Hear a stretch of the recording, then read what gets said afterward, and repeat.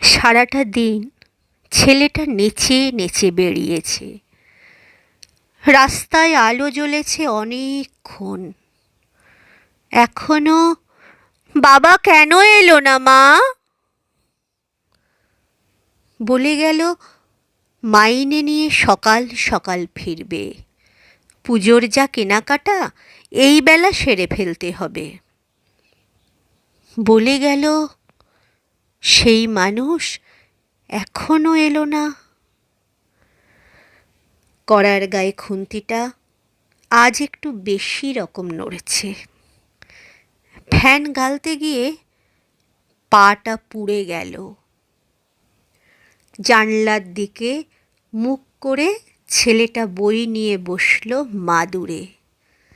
সামনে ইতিহাসের পাতা খোলা, ঘড়িতে টিক টিক শব্দ, কলে জল পড়েছে।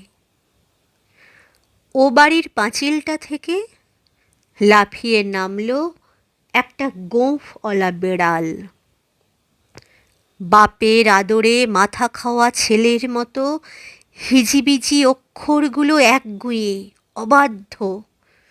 যতক্ষণ পুজোর জামা কেনা না হচ্ছে নড়বে না। এখনো বাবা কেন এলো না মা? রান্না কোন কালে শেষ, গা ধোয়াও সারা। মা এখন বুনতে বসে কেবলই ঘর ভুল করছে। খুট করে একটা শব্দ, ছিটকিনি খোলার। কে? মা, আমি খোকা। গলির দরজায় ছেলেটা দাঁড়িয়ে। এখন রেডিওয়ে খবর বলছে। মানুষটা এখনো কেন এলো না? একটু এগিয়ে দেখবে বলে ছেলেটা রাস্তায় পা দিল। মোড়ে ভিড়, একটা কালো গাড়ি, আর খুব বাজি ফুটছে। কিসের পুজো আজ? ছেলেটা দেখে আসতে গেল।